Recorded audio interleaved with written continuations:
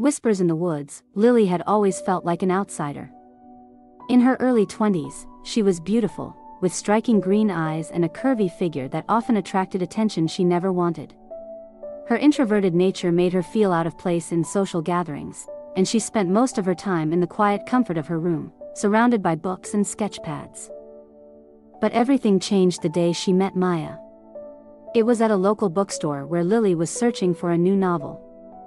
Maya had bumped into her, almost knocking the books out of Lily's hands.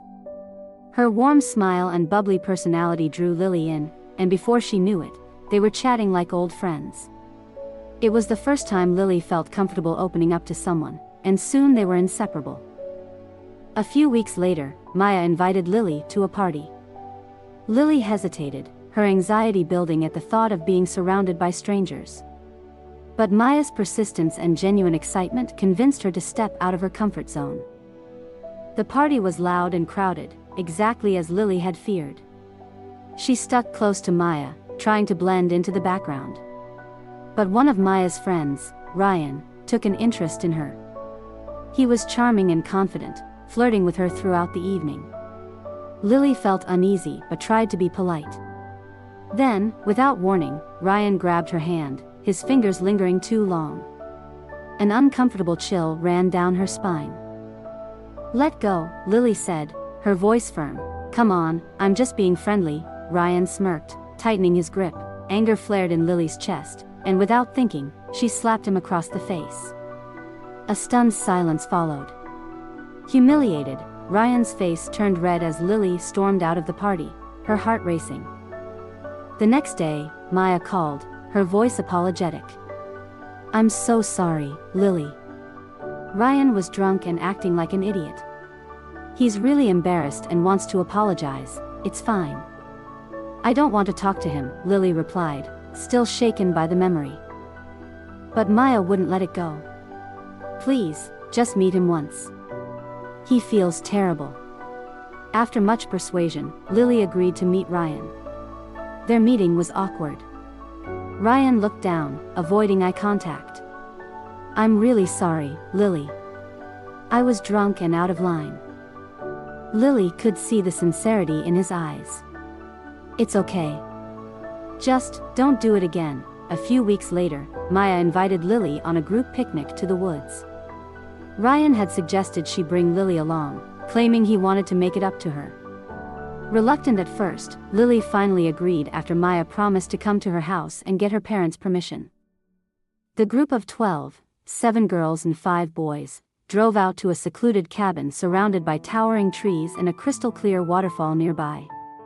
It was picturesque, almost magical. Lily felt herself relax, breathing in the fresh mountain air. But Ryan's attempts to impress her began again, though he was more subtle this time. He offered to carry her bags, made her laugh with his jokes, and was attentive to her needs. Still, Lily kept her distance, unsure of his intentions. One day, Lily went to bathe under the waterfall, the cold water refreshing against her skin. As she stood there, she felt a prickling sensation, as if someone was watching her. She turned around, but no one was there. Shaking off the feeling, she continued, unaware that Ryan was hiding behind the trees, his eyes fixed on her. 2 days later, the weather turned gloomy, and Lily decided to go for a walk in the woods to clear her mind. Rain started pouring suddenly, and she hurried to find shelter. After wandering for a while, she stumbled upon an old house, covered in vines and hidden among the dense trees. Pushing the creaky door open, she stepped inside. The air was musty, filled with the scent of decay. Spider webs hung from every corner, and dust covered the worn-out furniture. On the wall, a large painting caught her eye, a man in a 3-piece suit, his piercing eyes almost lifelike. A shiver ran down her spine. She called out, "Hello?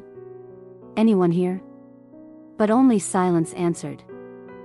Feeling uneasy, she decided to leave as soon as the rain stopped.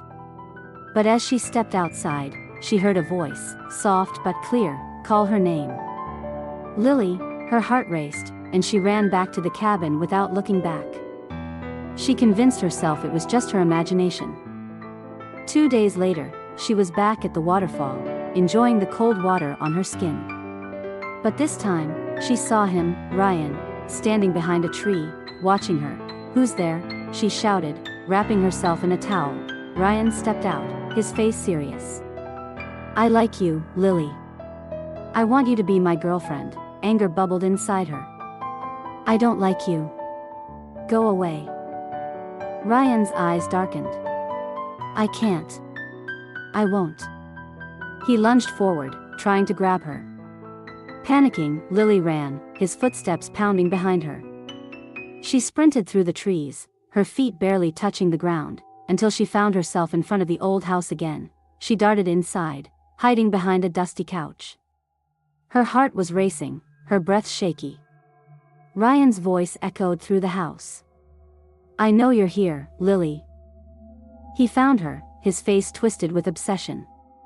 He grabbed her, his hands rough, pinning her to the floor. Lily screamed, fighting him with all her strength, but he was too strong. He ripped her towel away, his eyes wild with desire. She cried, struggling, her voice echoing through the empty house. Just when she thought all hope was lost, Ryan's body went rigid, his eyes wide with shock. Blood poured from his mouth, and he collapsed on top of her, gasping. Lily pushed him off, covering herself with an old bedsheet. Her eyes widened as she saw the wound on his back, deep and bleeding. She looked up and froze. The man from the painting stood before her, his face calm, his suit spotless. "Don't be afraid, Lily. It's over." Trembling, she whispered, Who are you?" His voice was gentle, almost sad. "Many years ago, I came here with my friends. I fell from the mountain and died. But my soul was trapped in this world, tied to this house. I never knew why, until today. It was to save you." He showed her a coffin in the corner, his skeletal remains resting inside. "No one could ever see me or hear me, except you." Lily's eyes filled with tears. "Thank you, go back to your friends. Tell no one what happened. I will make sure no one finds out." With one last look, his figure faded into the shadows. She returned to the cabin, her friends asking if she had seen Ryan. She lied, her voice steady. "No, I haven't." The police came, searching the woods, but they never found his body. That night, as she lay in bed, a whisper echoed in her room. "Hello, Lily. How are you?" Her heart raced, cold sweat covering her body.